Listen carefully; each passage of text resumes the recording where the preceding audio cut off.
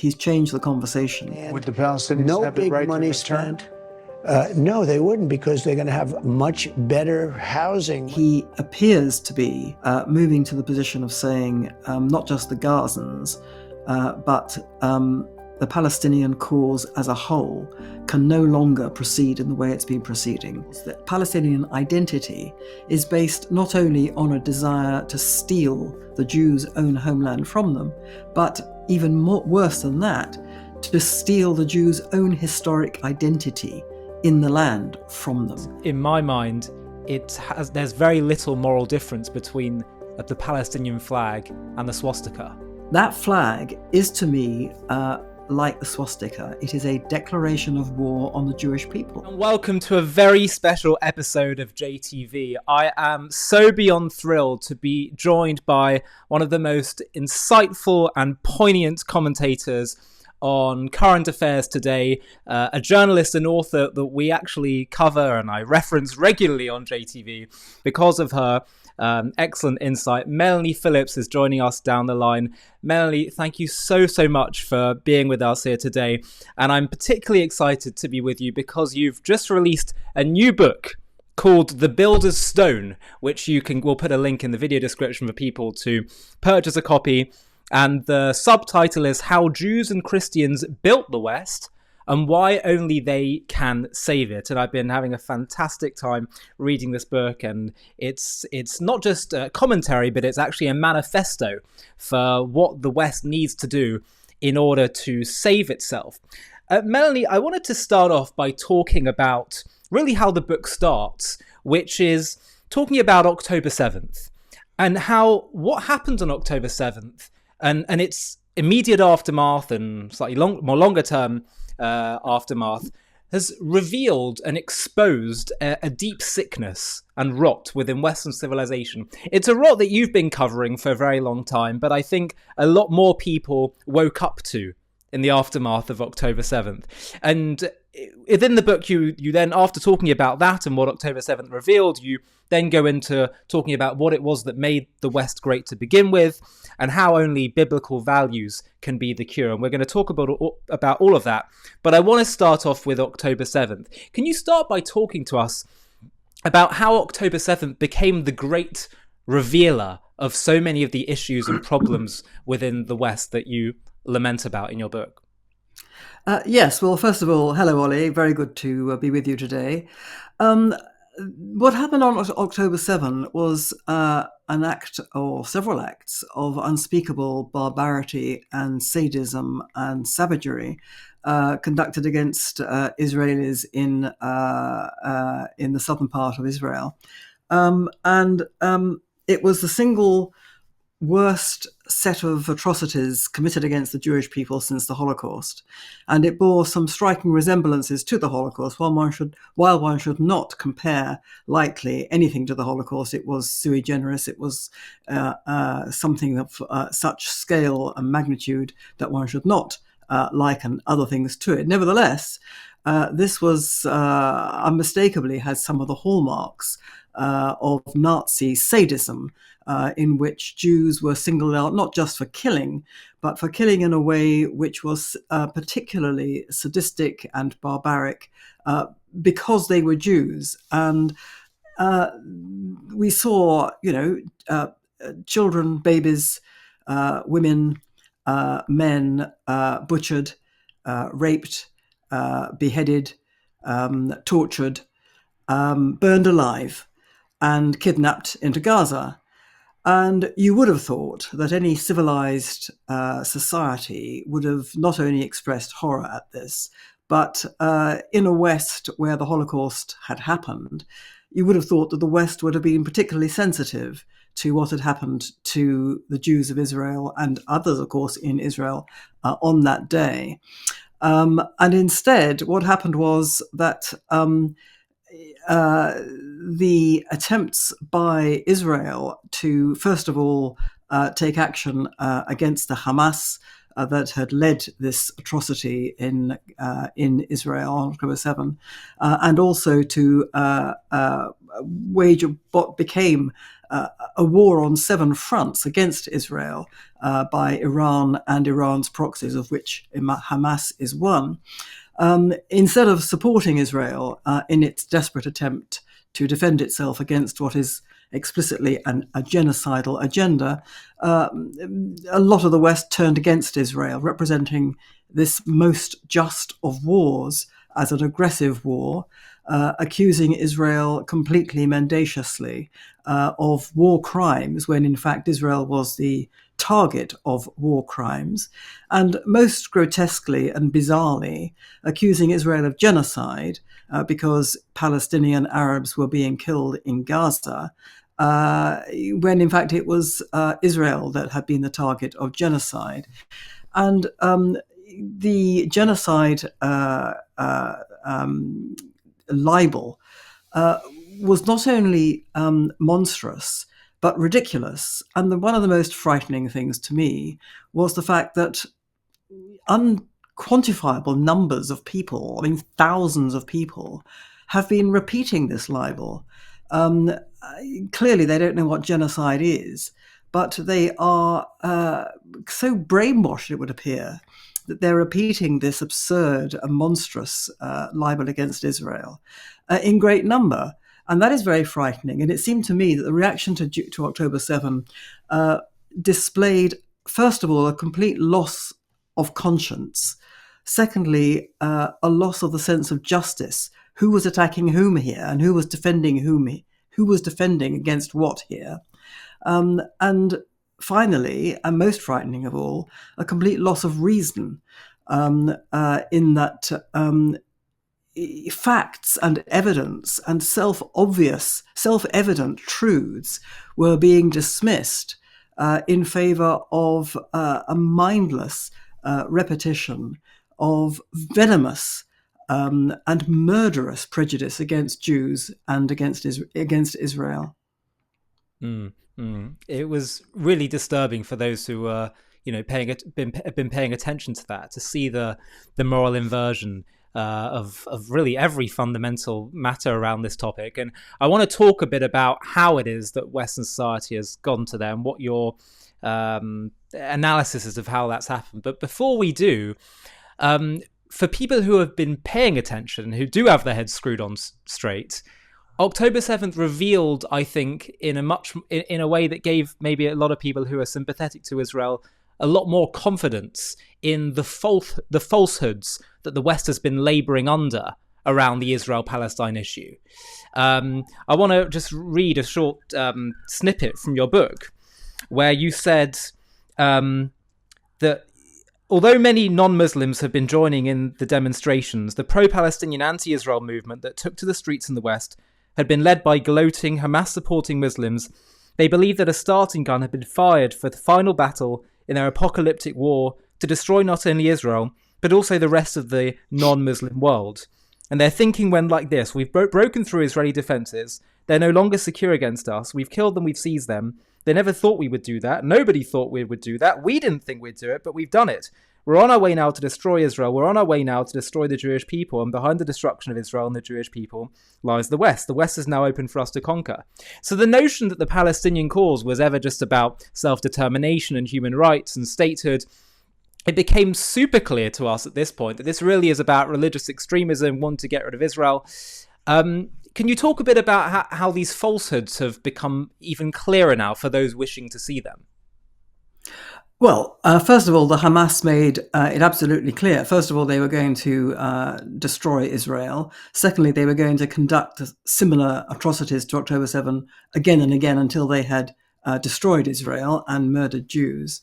And thirdly, after that, after they finished off Israel, they were going to come for the West, because the Hamas is part of the Muslim Brotherhood. Muslim Brotherhood is a global organization devoted to Islamic jihad, to the conquering of the free world and the non-Islamic world for Islam.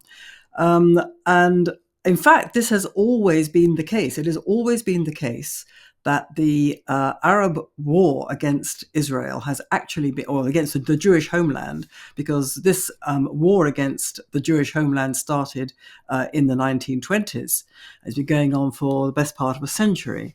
And right from the start, it was in fact an Islamic holy war. It was conceived as such.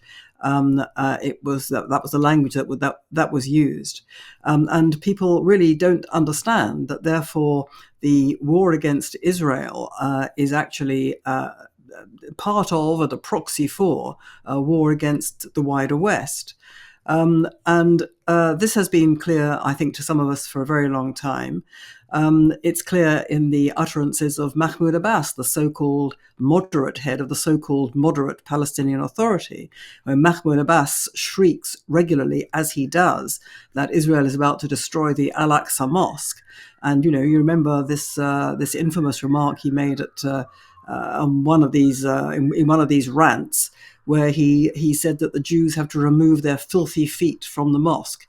I mean, this is all not only fundamentally anti-Jew as Jews, but it is anti-Jew on the basis of Islamic holy war. And I say, I describe in my book at some length the fact that to the Islamists, and by Islamists I mean those Muslims who interpret their religion to be a holy war against the non-Islamic world. And unfortunately, that strain of Islam, that interpretation of Islam, is dominant in the Islamic world. There are many Muslims who don't subscribe to that, many Muslims in Britain who don't subscribe to that. But nevertheless, in theological terms, the institutions of Islam across the world are principally concerned with that interpretation. And it is a hallmark of that interpretation that it brings to the fore hatred of Jews, which is in the Quran and in the sacred writings, as it were, of Islam. But behind the Islamists, and they were very explicit about this, behind their attack on the West was their very, very strong belief that behind the West was the Jews. You can see this in the Hamas Charter. They say it specifically. The Jews are responsible for everything bad that's happened in the West, and everything significant that's happened in the West. They believe that the Jews are behind the West, the Jews are behind modernity, and that the West and modernity have to be destroyed before the West and modernity can destroy Islam. Because they can see modernity coming at them like, over the horizon, especially in terms of liberating Muslim women. They can see that coming down the pike. They've got to stop it in their view. And so apart from their hatred of Jews, which is theological, they have to stop the Jews, because to stop the Jews, to defeat the West means they have to defeat the Jews. And this is something I go to some lengths in my book to explain. The Islamists thus understand something that the West just does not understand at all. The Islamists understand that the Jews are crucial to Western civilization. Now, the Islamists put it in the worst possible way. They see Western civilization as appalling and wrong and evil, and they have to destroy it. But they are correct in seeing the Jews as central to Western civilization in the way that the West doesn't see that at all. The West doesn't understand that its foundational values, the values that it most holds dear, values such as conscience, putting others above yourself so that you create a community, justice, the importance of justice and the rule of law based on the consent of the people, and all kinds of other good things, freedom from slavery, many other values that the West just assumes are just Western values, doesn't think where they come from. They actually come from Judaism. Okay, they were put into place in the West through Christianity. Christianity is, of course, the foundational creed of the West, but Christianity didn't come from nowhere. Christianity came from Judaism. Jesus was a Jew. Jesus's principles were Jewish principles. And I say in the book that it's not really surprising that the Jews and Israel are at the eye of the Western storm like this, because as I say, Jewish values at the heart of the West. But for decades, Western elites, the Western intelligentsia, has been engaged in a process of dismantling the West, dismantling its institutions, its core values, on the basis that the West was, according to these people, born in the original sins of racism and colonialism and so on. I also think that the West became very demoralized after the Holocaust. The Holocaust happened at the very apex of high culture in the West. And this all contributed to a mood which said, to a view which said the West and the Western nation, which embodies the values of the West and upholds the values of the West, that has to be dismantled and replaced by the transnational institutions and laws based around the principle of the brotherhood of man. So these elites, we've lived through decades of the dismantling of the West, the attack on the core institutions, on education as the transmission of the culture, on the traditional family, on the very idea of the nation, and so on. And if it is the case, as I suggest it is, that Jewish values are at the core of the West, and if our Western elites have been engaged for decades in a process of dismantling the West, then it's not surprising that the Jews find themselves, or Jewish people find themselves at the very eye of the storm. Mm-hmm. Well, this was going to be my next question, and maybe what you've just said would be the answer, was that why is it that so many people in the West are unwilling to see the reality and truth about the Israeli-Arab conflict? Why are they so determined to frame it as, no, Hamas is really just resistance, and it's really Israel that's the problem, and if only this would happen, and they indulge in the self-confessed lies of the Palestine cause? Why are so many people unwilling? Is it just too uncomfortable for them, or is it something more sinister? Well, to work backwards, as it were, what we've seen taken to the most grotesque and astonishingly dreadful degree since October 7 is the determination to keep the narrative going. The narrative being that the Palestinian Arabs are the victims of Israeli colonialism, that the Palestinian Arabs are a people who are were the indigenous people of the land of Israel. Israel caused them to be expelled when Israel was created in 1948, and has been persecuting the remnant that stayed there ever since. Now, every part of that is a lie, a complete lie. The Jews are the only indigenous people of the land. The Jews are the only people for whom it was ever their national kingdom. It is the Arabs who are colonialists, and so on. But this Palestinian cause has become the default, the sort of core default position, the core default cause of the entire progressive classes in the West, and that's been the case for several decades. Now, why should that have been? Well, I think there are a number of reasons, and it's all quite complicated. But perhaps the collapse of other causes, which kind of went away. The rise of a narrative from the global South, for which the Palestinian cause was essential, but the perhaps the most important push behind this has been the whole sort of anti-colonialist narrative, which has taken over in the universities for decades, and has become a kind of, again, a default position of the liberal intelligentsia, of which the perception that Israel is part of that as a colonialist oppressor is an important part, and then it sort of became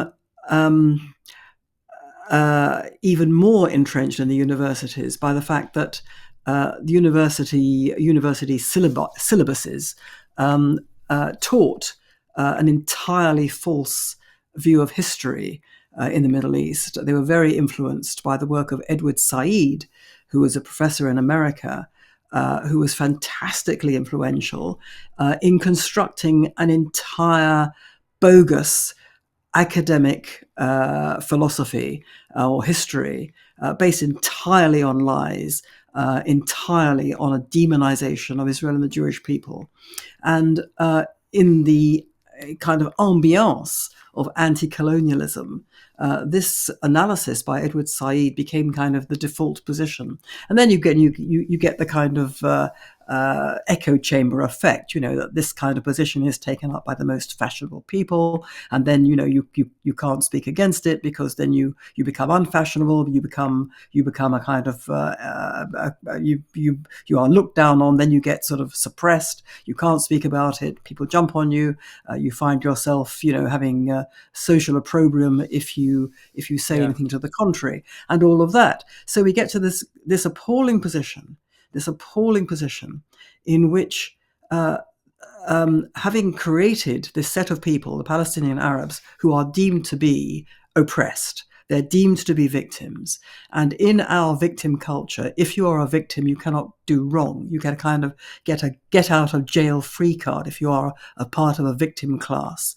You are oppressed, and therefore any misdeeds you do are excused and explained by the fact that you're oppressed and you're merely resisting oppression. So, having constructed that narrative about the Palestinian Arabs and about Israel, you then get to October 7, where the people that you, the progressive liberal, have been supporting as oppressed victims and therefore kind of sainted, have committed these appalling, degrading, depraved, sadistic atrocities against the very people who you have spent decades saying are oppressors. And you can't have that. You can't allow that story to be true, because not only does it run against what you've been saying in supporting the Palestinian cause, but here's the real kicker. In supporting the Palestinian cause, you as a progressive liberal have been basically telling everybody and yourself that supporting the Palestinian cause shows that you are a good person, you are a virtuous person, you're a moral person, you have compassion, you have conscience. And so if it is actually the case that the people you have been supporting are actually depraved and sadistic monsters, what does that say about you? It says something so terrible about you, you can't have it. So you must destroy this story that's happened on October 7. You must pretend it hasn't happened. You must pretend that the women weren't raped. You must ignore the fact that babies were beheaded and burned alive. You must blame Israel for what happened in some way. And so you seize upon the just war that Israel is waging as a result, and you accuse it of genocide, the very thing that it is fighting. You accuse it of war crimes, the very thing of which it is the victim. You accuse it of starving the Palestinian Arabs. And now we can see very graphically that the Palestinian Arabs of Gaza are extremely well fed. They're all plump and healthy, whereas the people who have been starved are the Israelis who were kept incarcerated in the dungeons of Hamas for 16 months. And we saw the three of them, three hostages released in the last few days, looking like something out of our worst nightmares arising from the liberation of the Nazi concentration camps. These three men were walking skeletons. So we can see who's actually been doing the starving. And again, silence from our so-called progressive elites. So what we're seeing is an absolutely fundamental destruction of Western conscience among the people who have paraded themselves for decades as being the avatars, the representatives, the holders of Western conscience. We're seeing that something you took up inversion. That is exactly what's happened. We're in a kind of looking glass world here, a kind of mirror universe in which everything is backwards. Do you think in some cases, though, for some Westerners who simply can't see the truth of the Israeli-Arab conflict, in some cases the reasoning is a bit more benign and psychological? It's that they simply can't comprehend or are illiterate about the nature of evil, in the same way that prior to World War II, people thought, oh, come on, Hitler you must be able to rationalize with him. It must be a way in which if we just give him a little bit, then things will be fine. And the outrageousness of the Palestinian cause is so shocking that they have to find more benign reasons for it. And could that be part of what's going on as well? Well, I think it's a problem in the West generally that the West perceives everything through the prism of its own belief system. So it thinks that everyone in the world is like it, in that everyone in the world is governed by reason and rationality and susceptible to appeals to their self-interest.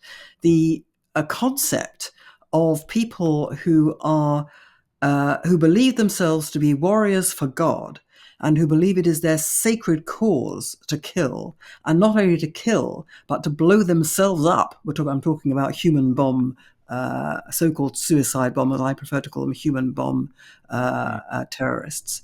The idea that they do it in a spirit of ecstasy. This is something that the West cannot possibly understand. And they look at the Palestinian cause, and they see people refracted through their own prism. So they see people who are poor, depressed, oppressed. They see the wretched of the earth. And the people who have been orchestrating the Palestinian cause for the purposes of frying the Western brain understand very well the susceptibilities of the West. They understand, that the West is sentimental. It does not concern itself with facts. It concerns itself with feelings. And it's very, very vulnerable to images that can be easily manipulated to prey upon the feelings of compassion and outrage in the West without any recourse to facts or evidence. So this has been a process which has been quite skillfully, very skillfully, orchestrated to prey upon the weakness of the West, plus the fact that, the vast majority of people in the West have no knowledge of the Middle East today, have no knowledge of Middle East history, have no knowledge of Jewish history. Most people, the vast majority, have never met a Jew in their lives. They know nothing about Judaism. And so that ignorance also provides very fertile ground for lies to take root and to fester. Yeah. And, well, on this very topic of lies taking root, you have a chapter in the book called How Britain and America Lost the Plot, whether it's from helping our enemies to confusion on basic moral standards of knowing the difference between a man and a woman. Can you just touch lightly on your analysis of how this societal madness has taken root in the West?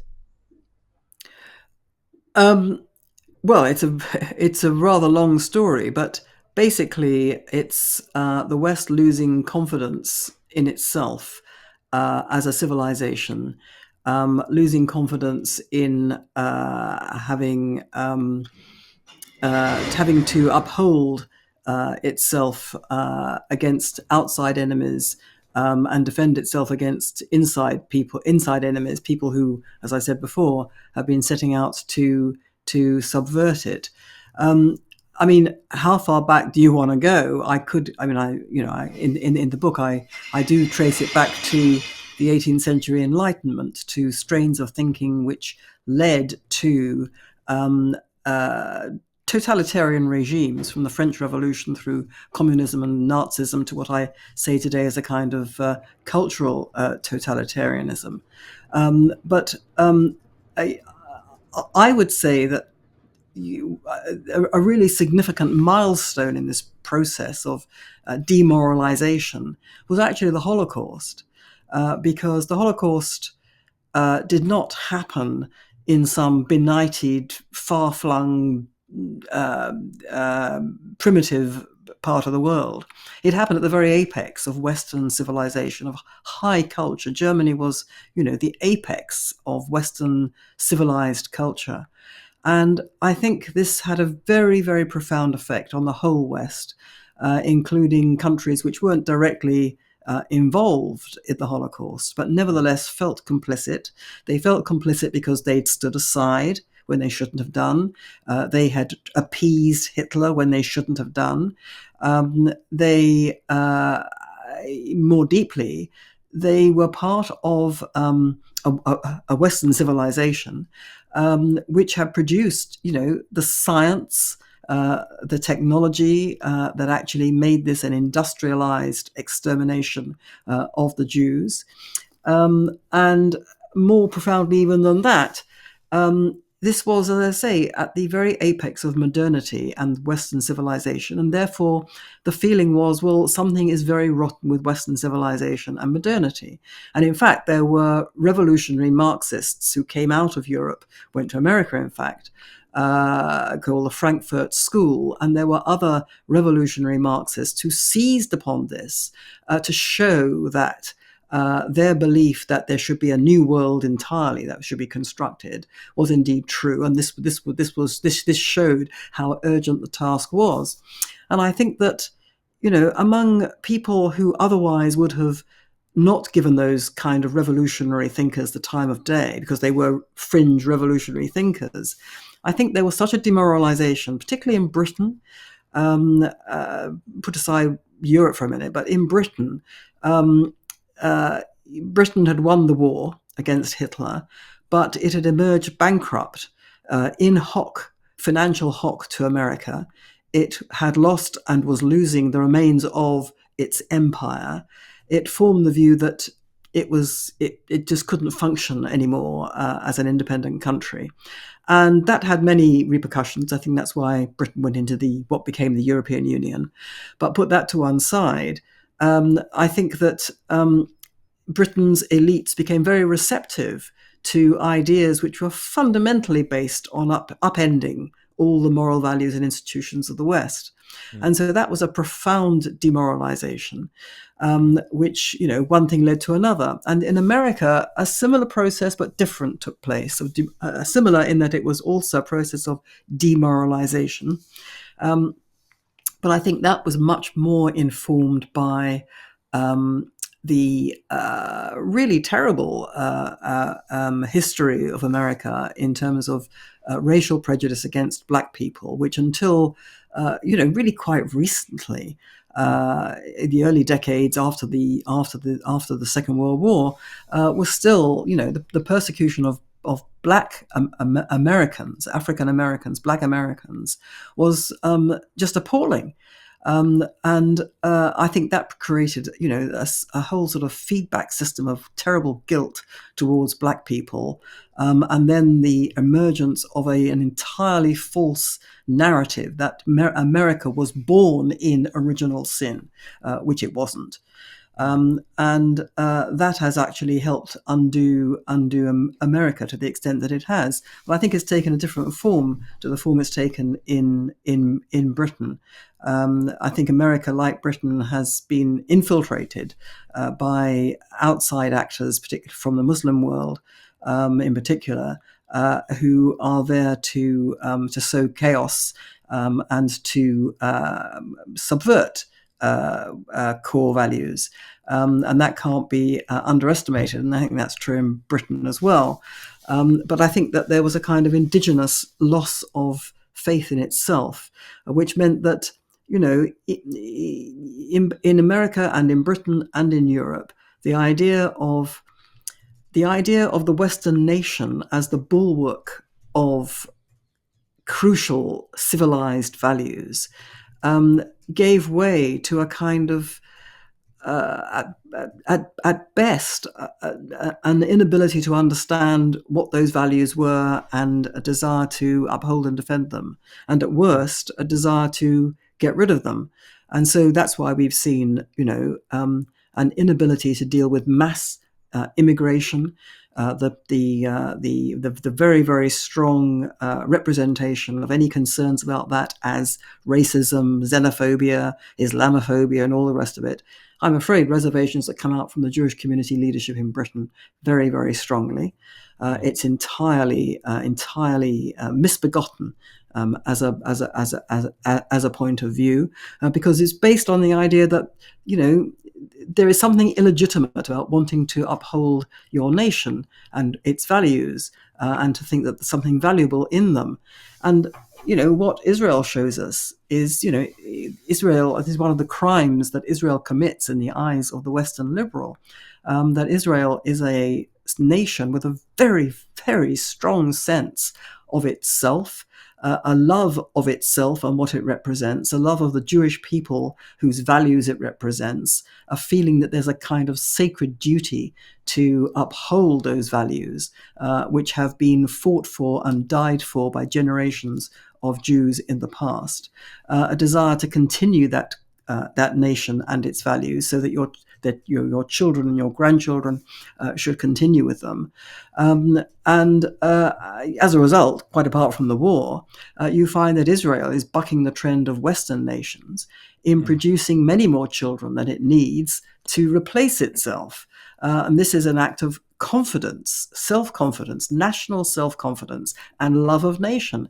And when you look at America and Britain and Western Europe, you find that there is no love of nation, no desire to perpetuate itself. The birth rate has gone off the cliff.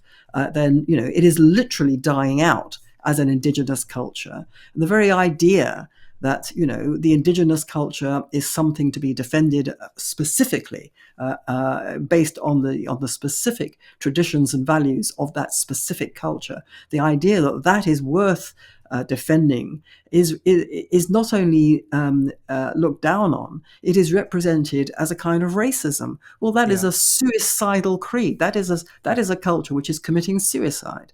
And that's one of the things I'm principally trying to say in the book.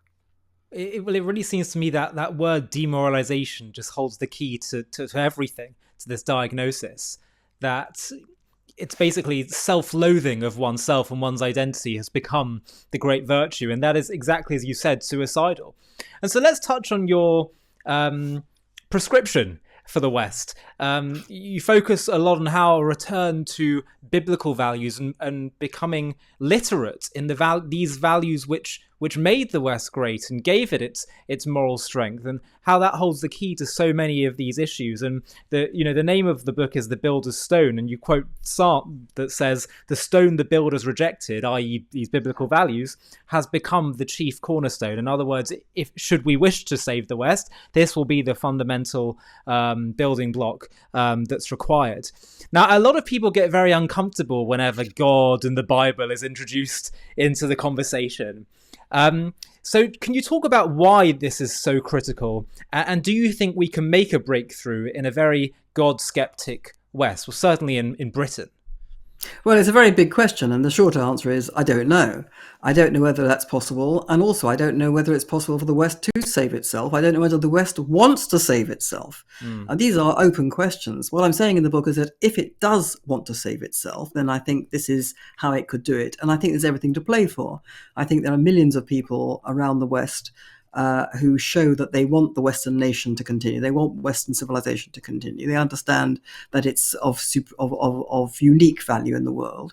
And we know that there are millions of people like this because they're voting with their feet against what they perceive to be an entire political establishment that's abandoned the Western nation and its values. And they're voting for populist politicians and parties. Now, we may not like some of those populist politicians and parties, but that's not quite the point. The point is that whether we like them or not, there are millions of people who want their nation and Western civilization to continue.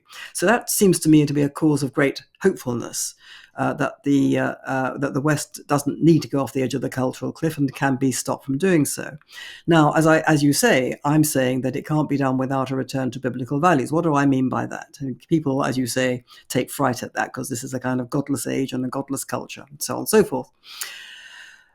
First of all, I'm certainly not trying to turn everybody into a Jew. And I'm certainly not saying that everyone should become a religious person. That is a personal thing, and that's not what I'm about at all. What I'm saying is that the values that make the West what it is are particular to itself and are based in the Bible, ultimately in Judaism, but also represented in Christianity. And that everybody who wants the West to survive must understand and recognize that and act upon it. Those people who want the West to survive, I suggest in the book, are drawn from all classes, all groups, and all cultural and religious groups. The old divisions no longer apply. It's no longer left versus right. It's not white versus black. It's not men versus women. It's not gays versus straight. It's not one religion versus another religion. It's not all people of religious bent versus all people who are atheistic. It's everybody in all of those groups who wants the West to survive versus everybody in all people in all of those groups who want the West to die. So it's the people in all of those groups, all religions and none, all kinds of cultural groups who want the West to survive that I'm talking about, and I'm suggesting in the book should form a kind of counter-cultural alliance together to defend, to rescue Western civilization. Now, what are the values that they must be upholding? They are basically biblical values. What do I mean by that? I mean by that we must return to the core values such as objective truth. There is such a thing as truth. There is such a thing as lies. There is discrimination.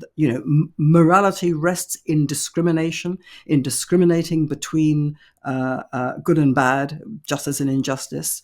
It means a restoration of moral responsibility, taking responsibility for your own actions. It means the end of victim culture. And it means understanding that what replaced biblical values, which is basically, I would say, the restraint on your own appetites, the belief that the individual and the individual's own appetites, own wishes, are not the be-all and end-all. They have to be constrained in the interests of others and in the interests of society. And we're living in a very, very hyper-individualistic age. And that has expressed itself in the whole human rights culture, which has become a kind of religion. And we can see, if we look at it objectively, the human rights culture is actually a culture of human wrongs. It is a culture which divides people into groups, interest groups, demanding their rights. And they become groups making just demands which have to be granted. And you have group versus group. Groups want their demands to be met over other groups whose demands must be suppressed. So you have a recipe for unending and increasing social division. And that has to go if we are going to survive as a society, because what's happening to us as a society is we're becoming balkanized into warring groups. That's why we have so much rancor and so much division. The idea that human rights are actually safeguarded by the human rights culture, I think, is quite wrong. And what we've all sort of forgotten is that what we think of as rights are actually have to be anchored in duty to each other. Otherwise, rights become incoherent and they simply become demands, which lead to division. And that the way you safeguard, freedom, for example, or compassion, is through duty to each other. Freedom is not an end in itself. I mean, it's become an end in itself. That's one of the problems for the so-called conservatives as well as social liberals. Freedom has become an end in itself, but freedom should not be an end in itself. If freedom is an end in itself, then you get libertarianism, you get a kind of anarchy, you get everybody out for himself. freedom, in my view, is an absolutely precious value, but it has to be in the interests of producing a better society. With our freedom, we make a better world. If we're not going to make a better world, then freedom becomes something actually quite oppressive. So all of those things, I think, have to be rethought. Going back to biblical values. That's what I mean by going back to biblical values. And how you do it is very difficult. But what I'm saying in the book is, and this is where the builder's stone comes in, the stone that was rejected is the cornerstone. The Jews have a tremendous amount to teach the West about cultural survival. That's what the Jews do. The Jews have survived everything that's been thrown at them. And they know how to do cultural survival. It's through making a kind of fetish of education, but not just education. Translating the sacred in life into everyday life, so that everything that you do is to do with making yourself a better person and making the world a better place. Now, that's very different from Christianity. Christianity, conceives of religion as being a kind of private communion between yourself and God Almighty, mediated through a church. That's not how Judaism understands religion at all. Religion in Judaism is principally about this world and how to make a better world here and now. And that's very attractive to a lot of people. And it's a source of great consolation to so many. Again, what I'm saying in the book is that in our godless world, the idea that, we can't possibly entertain anything to do with a religious sense at all is, in my view, quite wrong for two reasons. First of all, as I say, religion can and should be packaged quite differently as something much more to do with how I live rather than what I believe, which is a Jewish concept, how I live. And secondly, there is so much spiritual need out there. I mean, the idea that people got rid of religion and became, entirely rational, A, and B, entirely happy, is obviously wrong. There's record amounts of mental and psychological distress. And far from being rational, people are going in for all kinds of ridiculous beliefs. They stopped believing in God and they started believing in what? Well, one of the fastest growing things at the moment in the West is witchcraft. What are we saying? That, this is a rational society? It is not. So it seems to me there's a tremendous amount of unmet need, which could be met if the core values of the West, which are biblical values, were presented properly by people who actually understood by people who didn't have this kind of understanding of religion that I think has kind of helped drive the show off the road, because it's taken it out of everyday life, and it could be presented and used in a way that I think a lot of people would find attractive and consoling, and would give them meaning to their lives. I think so many people are so unhappy and there's such mental distress around because fundamentally people think that their lives are meaningless, they're purposeless.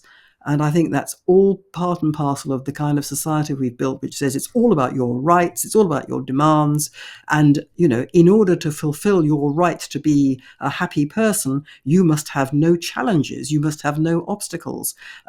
Heaven forbid that anybody should achieve any more than you do. Challenges are very much part and parcel of how we find meaning in our lives. Even if sometimes we fail those challenges, having the challenge, having to overcome them, gives us a sense of purpose and meaning. All those things and more are part of what we used to have when we used to have a society which was founded, which understood that the foundational values that it was based on were essential to civilized life. Yeah, absolutely.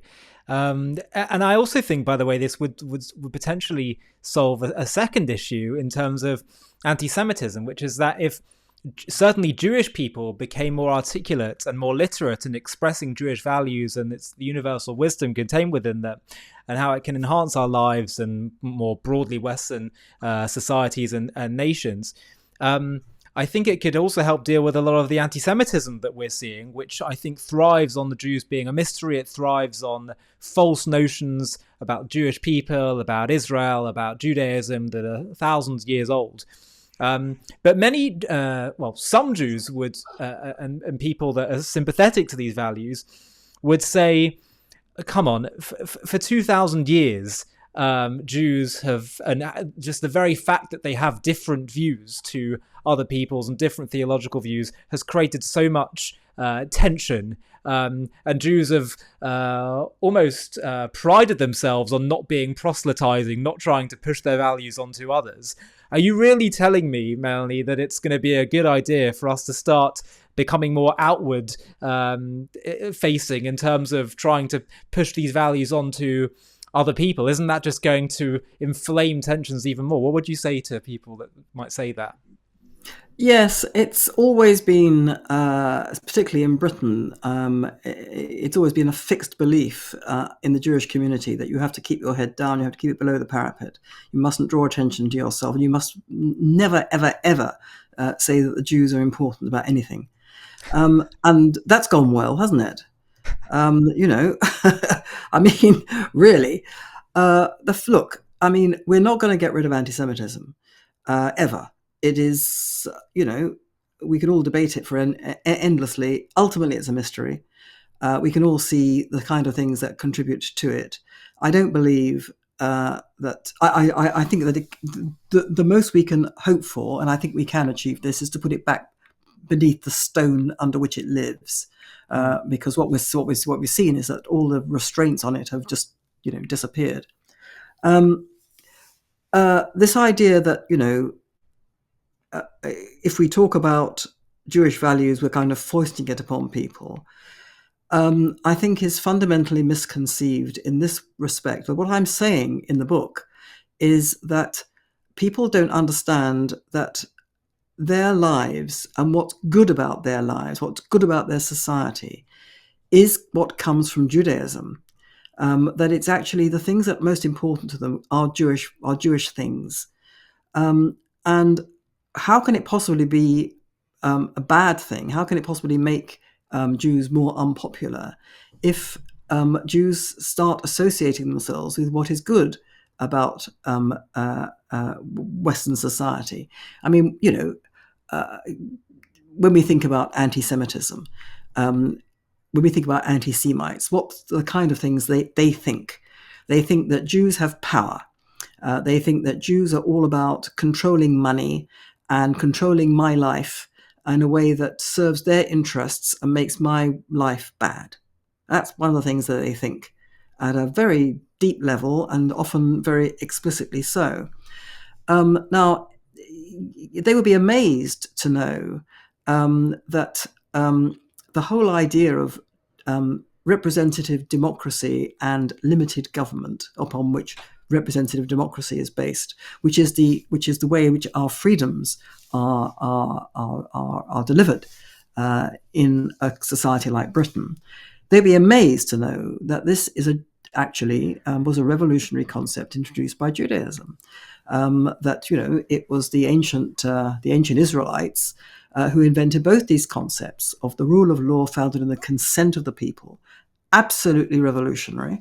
It meant that the ruler of the kingdom could not be an absolute tyrant because from the time of Moses, as we are told in the Hebrew Bible, the people had to agree to the laws that they were being enjoined to obey.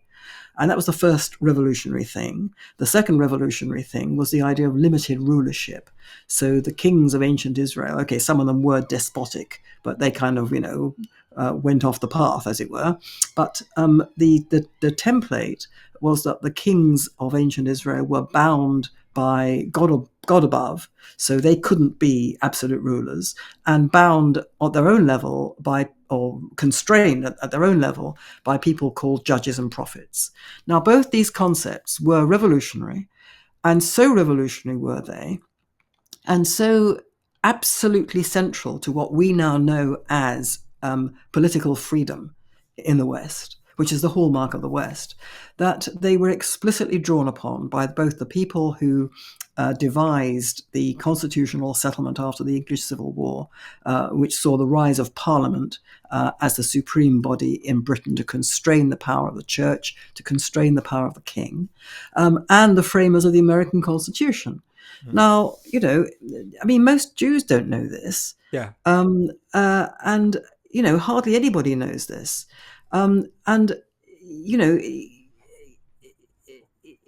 If I cannot see how making that better known and saying these things are really important, I cannot see how that could possibly make the situation of Jews any worse than it is already. And it's not a question of foisting anything upon anybody. I'm not suggesting that Jews should foist themselves on anybody at all. I'm suggesting that they could offer their experience as a way of rescuing the West, and offer it to the churches. Here is a way you can actually, you, the Anglican Church, are going down the tubes. You're losing your community completely because you've made yourself irrelevant to them. But here is a way in which you can actually draw upon our experience to connect to all those people who need the good things you can offer. And guess what? You came from us. And so we're not foisting anything upon you. These are actually the values that, your whole religious culture actually came from, and many churches actually practice this as well. I relate in the book an anecdote which is actually quite important.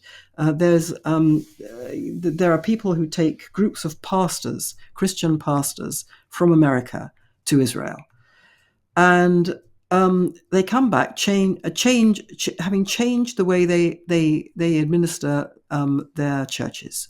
How so? Because they've understood for the first time what Judaism actually is, something which they never previously thought of. Christian churches sort of tell themselves that their values or their principles, their precepts, came from Jesus, who came from nothing. It's like they invented it. And they have no idea. They know that they know at some level, that Jesus was a Jew and Judaism was in the background, but they don't realize how intimately they are connected, and it helps them. Deliver their Christian message back in their churches, having been to Israel and seen how Judaism does it as a transmitting culture. That's the kind of thing I'm suggesting Jews can help with. But Jews can only do that if the Jewish community really just change the way it looks at the world. Because as you suggest, the Jewish community is very inward. It's very frightened. It's very timid. It keeps its head down. Very understandably. But it doesn't help. It hasn't saved us, and it will never save us to keep our heads down in this way. As you know, you can have virulent anti-Semitism in countries where there are no Jews at all. Anti-Semitism doesn't work like this. Its ways are actually quite mysterious, but we know there is virtually nothing that Jews can do to eradicate it. It is not fundamentally eradicable. Well, as I say, all we can do is put it back under its stone. Now, the issue is, if we kind of have a more muscular attitude, whether that would help or hinder. And again, one of the things I'm saying in the book is, there are so many ways in which we can make our presence felt in the most helpful way, which I think can only do good. For example, the Jewish community should, in my view, make an explicit alliance with Christians to fight the great evil of our time, which is one of the great evils of our time, which is the attempt to exterminate Christianity from the face of the earth, the terrible persecution of Christians going on in Africa, in parts of Asia, in places like China, persecution conducted by two main groups of people, the Islamists and communists, as in China.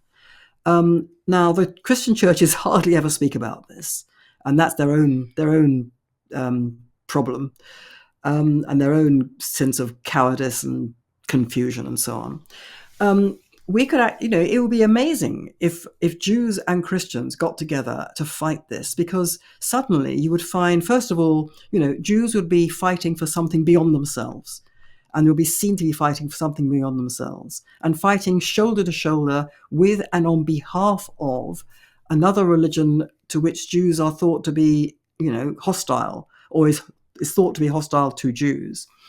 And this would, raise the profile of Jews as being part of a force for civilized values. How can that possibly be anything other than transformative help for Jews as well as for the world in general? Absolutely, absolutely.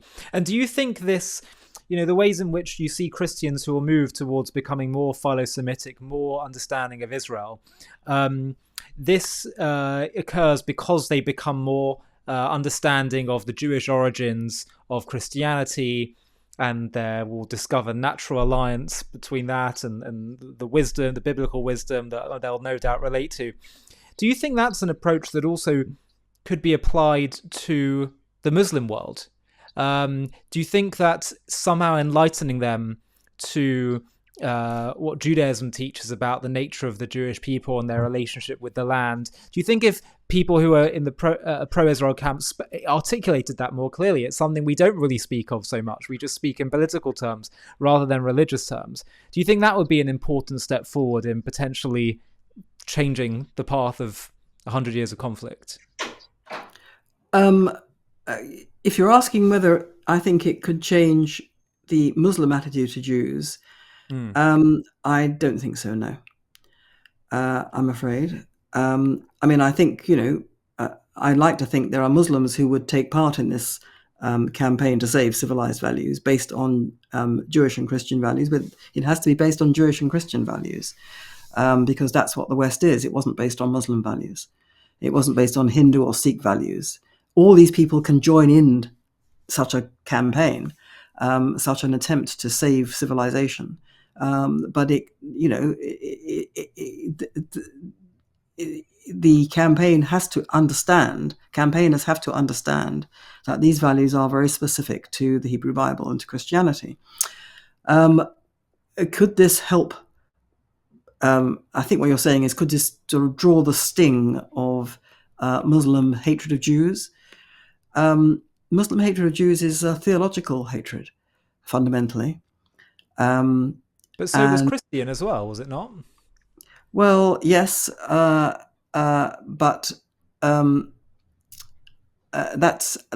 that is true. But I think the links between Christianity and Judaism and Islam and Judaism are quite different. I know people think that Islam is closer to Judaism than Christianity is close. Then I think people think that Islam is closer to Judaism than Christianity is, and I can see why they think that. But I think it's actually quite different. I think that both Christianity and Islam have very problematic attitudes to Judaism, but the problematic attitudes are in fact quite different. Christianity has not actually overcome its problem with Judaism at all. The Catholic Church has made great efforts in the past, not under this Pope, but under previous popes, made great efforts to repair the damage that it's done. But I think there is still a problem. It's fundamentally a theological problem, and will remain so.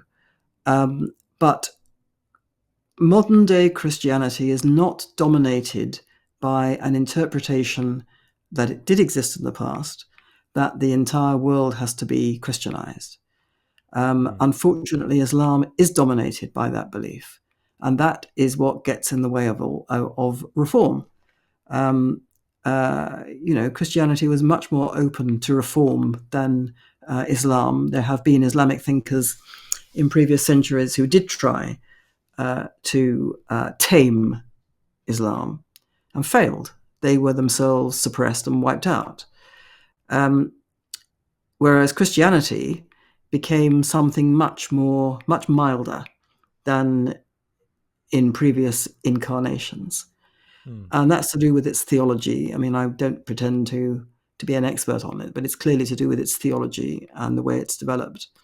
And that's not the case in Islam. Now, we all, for decades, ever since we've collectively become aware of the problem of Islamism, political Islam,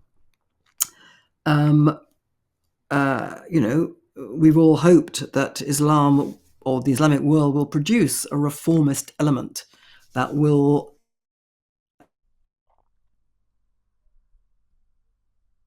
that and until that happens, I'm afraid the Jews are, they're not going to find themselves in a better place as far as Islam is concerned. It may sound a little bleak, but I think that's, I think we have to face it. That's the situation as it is at the moment. Do you think it's going to be a much harder task for Islam to reform? Or do you see that maybe, to speak in very blunt terms, do you see more likely to have the resolution to this being some kind of victory rather than a reform as the way out of this? I think it's quite complicated. I mean, we can all see what's going on in the Middle East under the, just behind the terrible things that are going on in the foreground. There is a much more hopeful movement led by Saudi Arabia to make an open rapprochement with Israel. Yeah. Now, I like to think that's actually going to happen. I think it's, I'm quite optimistic that will happen. And Saudi Arabia, despite what its leaders say, was absolutely instrumental in transmitting this warlike jihadi interpretation of Islam into the West. So, you could see a situation in which, with Israel, with a rapprochement with Israel kind of paving the way, that the Islamic world would then subside in its attempt to destroy the rest of the world. But unfortunately, the reformist elements, if one can call them such, from the point of view of Saudi Arabia and the Gulf states wanting a rapprochement with Israel, that still coexists with other elements who, believe that they are holy warriors for jihad. Turkey, is led by an Islamist. Qatar, Iran. I mean, well, who knows what's going to happen with Iran in the next few months? But these forces are still very much there. So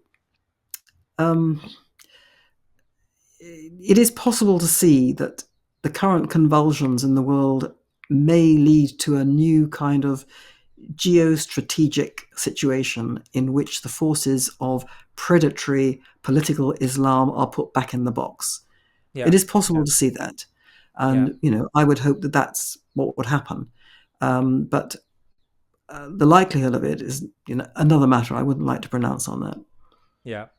Okay, well, lastly, very last question, and this maybe you can offer some insight into what the future will hold, is what do you make of the current state of play right now vis-a-vis Israel, its war against Hamas, and just the broader movements that are taking place in the Middle East? And did you welcome Trump's proposal to relocate the people of Gaza?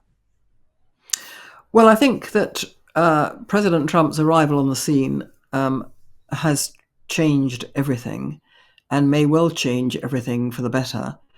Too early to say at the moment, quite honestly. I mean, I think it'd be a rash person to say they can actually see what Trump is going to do, because I think he remains a loose cannon and none of us can be certain what he's going to do. I think his heart is very much with Israel, in a way that previous presidents' hearts were not.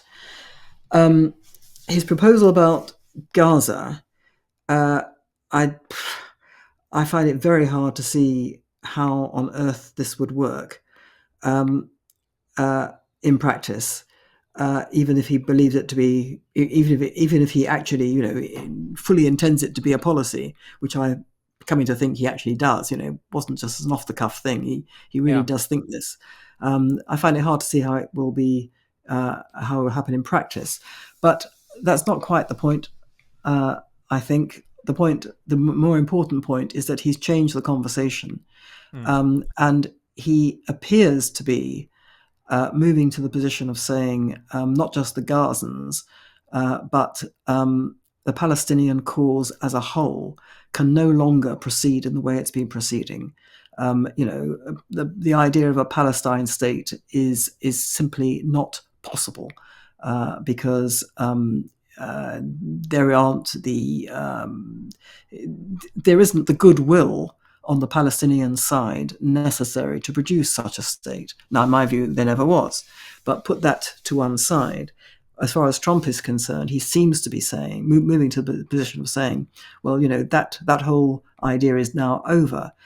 My view is that the Palestinian cause is itself an unconscionable cause. It's been unfortunately presented as the representative of conscience in the West. It's actually the opposite. It's the destruction of conscience in the West. Why do I say that? Because it never was about, the freedom of a people to live in its own ancestral country. There never was a Palestine state. There never were Palestinians. The whole thing was cooked up by Yasser Arafat and the Soviet Union in the 1960s in order to destroy Israel and fry the brains of the West, in order to destroy Israel and in order to destabilize the West.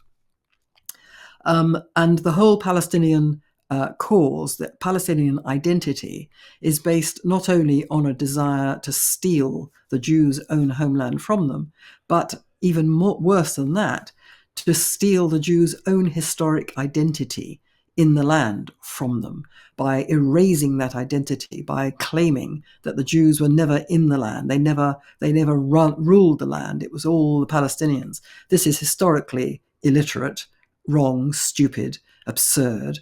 But more to the point, it seeks to destroy Jewish identity in the land.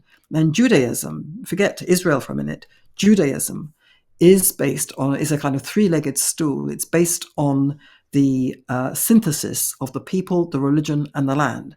Now, you don't have to be a Zionist or live in Israel to be a Jew. You don't have to be religious to be a Jew. But Judaism itself is about the people with a sacred duty in the land.